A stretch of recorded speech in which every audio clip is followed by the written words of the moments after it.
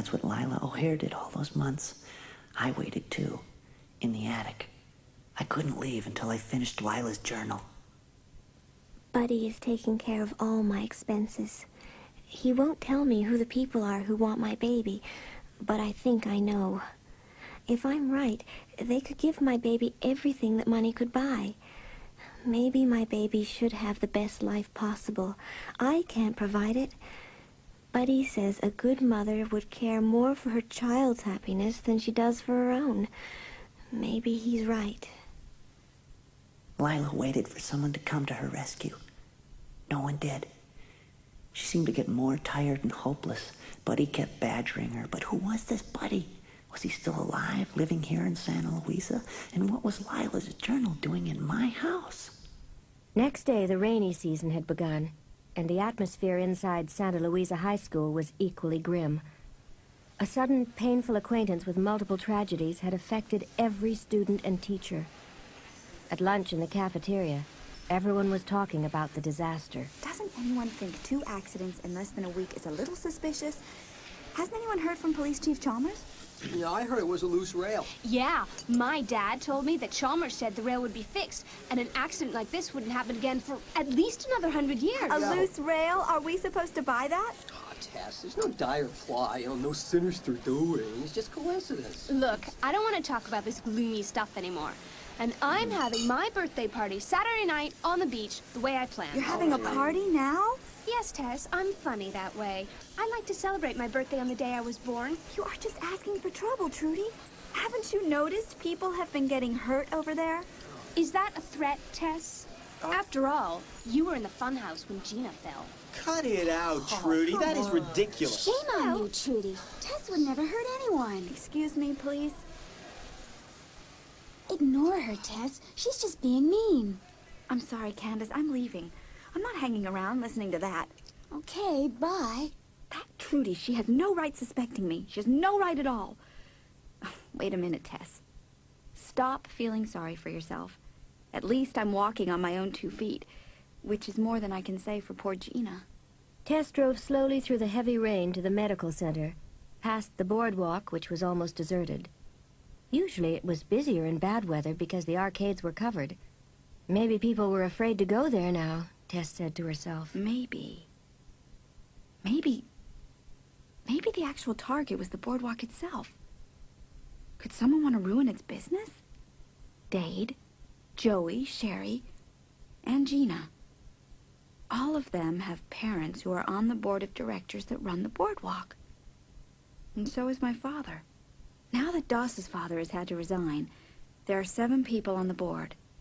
4 of them have had children hurt. Are the others soon to follow? But who would want to cause so much tragedy? A former employee, maybe, seeking revenge for being fired? My father might know, if I could bring myself to talk to him. Tess hurried into the medical center. She was desperate to talk to Gina. Gina could tell her who else knew that Tess had taken Trilby home with her, because whoever hung the stuffed animal on the light fixture had to have known, and they'd probably done the other horrible things too. This time, Dr. Oliver allowed Tess to see Gina. Her head was bandaged, her cheeks were pale and gray, and her leg was held up in a pulley. Tess made sure Gina was feeling better, then leaned in closer to the bedside. Gina? Gina? Have you figured out how someone might have removed that saucer? Saucer? What saucer? The one that was missing in the funhouse. The one you fell through. Oh, Tess, didn't the doctor tell you? I don't remember a single thing about yesterday. It's all a big blank to me. Does it matter? You look awfully worried. What's going on? I guess that means you don't remember if you told anyone I was taking Trilby home with me, right? I didn't even remember you had her. How is she? Oh, she's fine. She's great company. She shifted the talk to a safer topic, and then the whole group arrived. Guy Joe first, with Beak and Sam, and then Trudy and Candace, all soaked to the skin. Tess thought Gina's face fell when she saw that Doss wasn't there.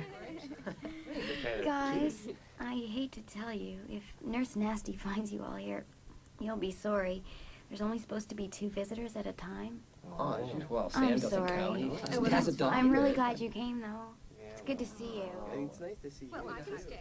The group joked about the nurse and chatted with Gina. Tess watched them. She couldn't believe any one of them could even pretend to hang a cat. But what about the absent Doss? He might have a motive. His father had been fired from the board of directors because of his drinking, and he'd been ruined by it. Tess's eyes shifted to charming, funny Beak, the prankster, who had once come to history class on stilts. Surely he couldn't have done those things. Then Doss finally arrived, followed by a very tall nurse. Hi, Gina. Hi, Doss. Uh-oh, that's her. Florence Frightingale. All right, everyone. Only 2 visitors at a time, please. Sorry, guys. Hey, Tess, could you and Doss stay? We were just leaving. Yeah. Anyway. Now, the rest Thanks, of you you guys. just run along. Yes, ma'am. Yeah, right. You take care of yourself. You too. okay? Bye, Nice, okay? thanks. Tess saw Beak kiss Gina goodbye on the cheek, and then flash an angry, jealous look at Doss. For a moment, Tess saw such resentment in Beak's face, she wondered if she'd made a mistake dismissing him as just a joker. Tess, you are going to Trudy's party, aren't you? Doss says he won't go without you. Well, something like that. Oh, no, I'm not going near the boardwalk. Listen, Trudy can be a pain, I know, but it is her birthday. Without us, she won't have any celebration. Yeah. I can't go, but you two can. Come on, for me. Oh, that's not fair. Oh, can't you ask me to do something easier, like giving every pet in your house a bath? Sam's going. Like I said, ask me to do something easier. Oh, okay, I'll go. And promise me you'll try to have a good time. Oh, no, absolutely not. See you tomorrow, Gina. See ya. As Tess left the room, Doss was smiling at Gina. Tess hoped that Doss wasn't involved in the awfulness of the past few days, because it was clear as crystal that Gina was falling for him. Tess walked back to her car in the pouring rain. Soaked through by the time she reached it, she was searching for her extra car keys when she noticed her left front tire was flat as a deflated balloon. She groaned and looked at the rear tire. Completely flat, too. A feeling of dread was rising in her throat. Tess quickly ran around the car. All 4 tires had been deliberately slashed.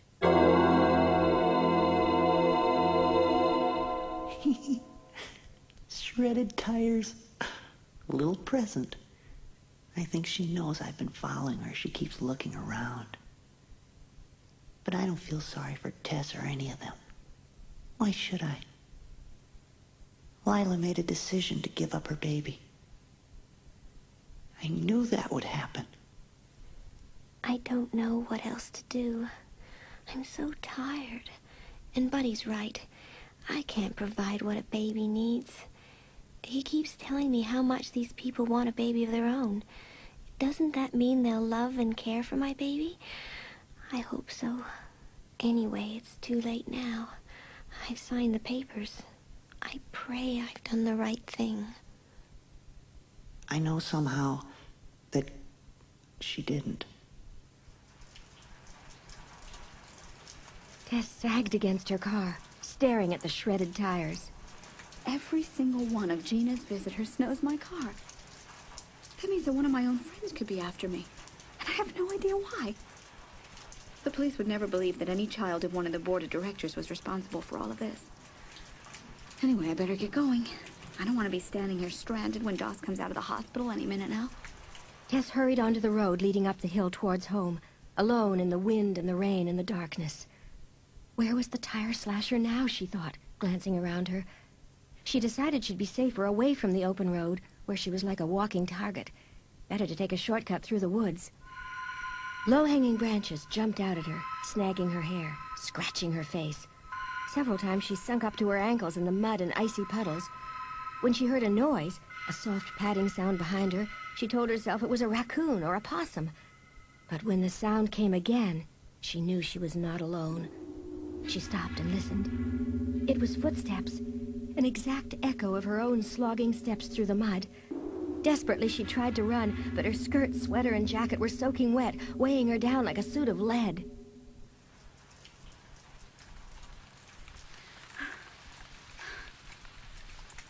Tess! Oh, Tess! Tess froze. The voice was close behind her, evil and threatening. Could someone she knew well sound like that?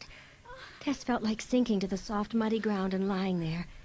At least then she'd find out who her tormentor was. The nightmare would be over. No, I won't give up. I won't. Suddenly, she left the path and veered into the deeper woods around a housing development. She saw pale lights ahead of her and went faster. Then she heard a dog. That meant there must be an owner, and an owner meant safety. Tess took a step forward, and something hit her between the shoulder blades. She went down, bracing herself to hit the cold, muddy ground, but instead she felt a rush of air all around her. The earth had disappeared. She was falling, falling.